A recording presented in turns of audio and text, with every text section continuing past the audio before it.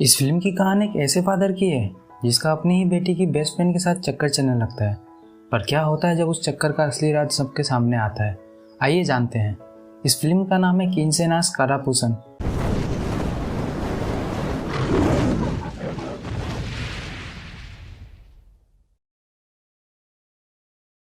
Film की शुरुआत एक क्लासरूम से होती है जहां रोनी नाम का एक छिछोरा लड़का एना नाम की एक लड़की को तंग कर रहा होता है। रोनी एना को अपने साथ डेट पर चलने के लिए कहता है, पर एना उसे साफ मना कर देती है। उसके मना करने पर भी रोनी का छिछोरापन जारी था। तभी क्लास में आई एक नई स्टूडेंट बेथ वहां आती है और रोनी की किताब से धुलाई करना शुरू कर देती है। बेथ क्लास में सबसे हटकर अकेले ही रहा करती थी। तब एना उसे फ्रेंडशिप कर लेती है और दोनों बहुत अच्छे दोस्त भी बन जाते हैं। क्लास खत्म होने के बाद एना बेथ को अपने फादर के बर्थडे पर आने के लिए इनवाइट करती है। रात को डिनर करते समय एना अपने पेरेंट्स से बेथ को बर्थडे पर बुलाने की बात कहती है, तो उसके पेरेंट्स भी उसके सारे दोस्तों को इनवाइट करने के लिए कहते हैं। एना की माँ लूसी कहती है कि हम भी तो देखें, कहीं तुमने किसी गलत इंसान से दोस्ती तो नहीं कर रखी है। कुछ दिनों के लिए एना की मेड नैनी भी अपने गांव छुट्टियां मनाने चली जाती है। रात में जब एना के डैड कॉनरेडो अपने मेल चेक कर रहे होते हैं, तब अचानक एक न्यूड लड़की की फोटो लैपटॉप की स्क्रीन पर आ जाती है।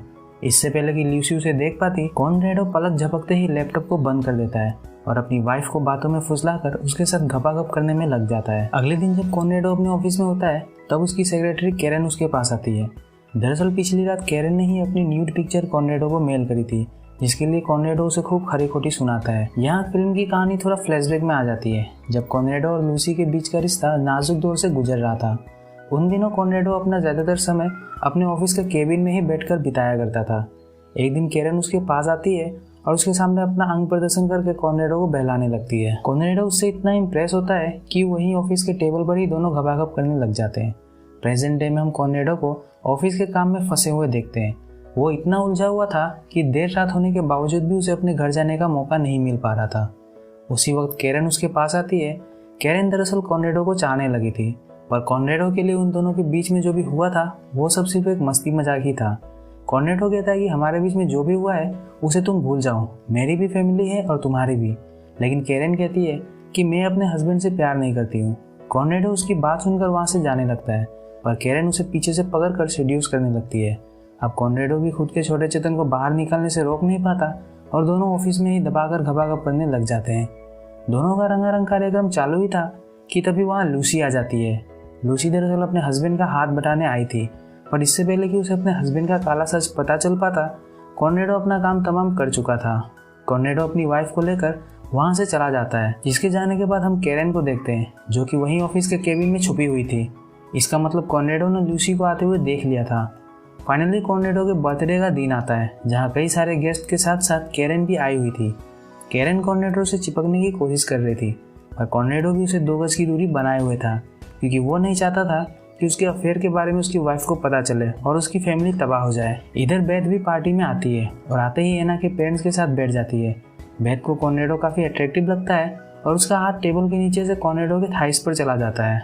कॉनरेडो को ये सब बहुत अजीब लगता है और वो अपने गेस्ट से मिलने का बहाना बनाकर वहाँ से उठकर चला जाता है। एक दिन बेथ कॉनरेडो को इंस्टाग्राम पर मैसेज करती है। पहले तो कॉनरेडो उसे इग्नोर करता है, पर फिर जब बेथ उसे अपना एक न्यूड पिक्चर भेजती है, तब जाकर कॉनरेडो को भी उसमें दिलचस्पी होने लग जाती है। कुछ दिनों बाद तो बेथ को इतना जोश आ जाता है कि वो कॉनरेडो को वीडियो कॉलिंग करके अपने संतरे दिखाने लगती है। कॉनरेडो भी इस मौके को हाथ से ना गवाते हुए दबाकर हाथ गाड़ी चलाता है। अब तो बेथ की हवा 7वें आसमान पर पहुंच चुकी थी। स्कूल में भी वो वॉशरूम में घुसकर कॉनरेडो को अपने दर्शन करवाया करती थी। दूसरी तरफ कॉनरेडो भी कहाँ पीछे रहने वाला था। अब उसका भी ज्यादातर समय टॉयलेट सीट पर बैठकर हाथ गाड़ी चलाने में ही गुजरने लगा था। एक दिन जब बेथ घोड़े बेचकर अपने घर में सो रही होती है, तब उसकी फ्रेंड कार्ला अचानक वहाँ उसे सरप्राइज देने आ जाती है। दोनों थोड़ी देर यहाँ वहाँ की बातें करते हैं और फिर एक दूसरे से लिपटकर बिस्तर गर्म करने में लग जाते हैं। इस बात से हम ऑडियंस अंदाजा लगा सकते हैं कि बेथ के अंदर हवस कूट कूट के भरी हुई है। अब बेथ चैटिंग से हटकर कॉनरेडो के साथ रियलिटी में घपाघप करना चाहती थी, पर कॉनरेडो उसे मिलने से इनकार कर देता है। तभी बेथ एक फोटो भेजती है, जिसे देखते ही कॉनरेडो समझ जाता है कि बेथ उसके घर पर आई हुई है। कॉनरेडो भी अपना सारा काम धाम छोड़कर घर पहुंचता है, जहां बेथ उसकी फैमिली के साथ गप्पे लड़ा रही थी। सभी साथ साथ डिनर करते हैं, पर बेथ की टांग टेबल के नीचे कॉनरेडो के टांगों से दंगल खेल रही थी। बेथ अपने पेरेंट्स के बारे में बताती है कि वो कनाडा में रहते हैं। खाना खाते वक्त बेथ जानबूझकर चम्मच नीचे गिरा देती है और उसे उठाने के बहाने कॉनरेडो के छोटे चेतन को पकड़ लेती है। कॉनरेडो फाइनली परेशान होकर वहां से चला जाता है। रात को बेथ भी वहीं रुकती है। आधी रात को जब कॉर्नेडो को प्यास लगती है तब वो किचन में जाता है। तभी अचानक बेथ भी वहाँ आ जाती है, जिसे देखकर कॉर्नेडो की फट जाती है। बेथ अपने आप को कॉर्नेडो के हवाले करने के लिए पूरी तरह से तैयार थी, पर कॉर्नेडो उसे समझाता है कि उन दोनों के बीच जो भी चल रहा था अब उसे ख़त्म करना होगा। लेकिन तभी बेथ कहती है कि मेरे पास वो सब रिकॉर्डिंग्स मौजूद है जब तुम मेरी वीडियो देखकर हाथ गाड़ी चलाया करते थे। क्या मैं वो सब वीडियो तुम्हारी वाइफ को फॉरवर्ड कर दूँ? कॉर्नेडो की तो पहले से ही फटी हुई थी। यह सुनने के बाद उसकी फट के 4 हो जाती है। अगले दिन बेथ कॉर्नेडो को रात में ओयो के होटल में मिलने के लिए कहती है, जहाँ कॉर्नेडो ठीक समय पर पहुंच जाता है। दोनों पहले होटल में शैंपेन पीते हैं और फिर बेथ कॉर्नेडो को अपनी तरफ आकर्षित करने लग जाती है। कॉर्नेडो भी खुद पर कंट्रोल नहीं रख पाता और बेथ की अनबॉक्सिंग करके उसके सारे स्पेसिफिकेशंस का एक एक करके टेस्ट करने में लग जाता है। अब तो दोनों को जब भी मौका मिलता दोनों एक दूसरे के साथ खूब मज़े से घपाघप करते थे, यहाँ तक कि कार में भी। एक दिन बेथ कॉर्नेडो को एक होटल में बुलाती है जहाँ उसकी फ्रेंड कार्ला भी आई हुई थी। तीनों थ्रीसम परफॉर्म करते हैं और उसी दौरान बेथ कॉर्नेडो के गले में चाकू से गोद गोद कर उसकी हत्या कर देती है। साथ ही साथ उसने अपनी फ्रेंड कार्ला को भी जहर देकर मार डाला ताकि उसके खिलाफ कोई सबूत ना रह जाए। दरअसल बेथ ने कॉर्नेडो को इसलिए मारा क्योंकि उसे कॉर्नेडो में अपना फादर नजर आता था, जिसने बचपन में उसका रेप करा था। साथ ही साथ बेथ ने कॉर्नेडो के लैपटॉप से सारे चैट्स हिस्ट्री को डिलीट भी कर दिया और इसी एक राज के साथ यह मूवी खत्म हो जाती है। आई होप आपको वीडियो पसंद आया होगा। मूवी आपको टेलीग्राम ग्रुप में मिलेगी और टेलीग्राम ग्रुप का लिंक आपको डिस्क्रिप्शन में मिलेगा। तो आज के लिए इतना ही।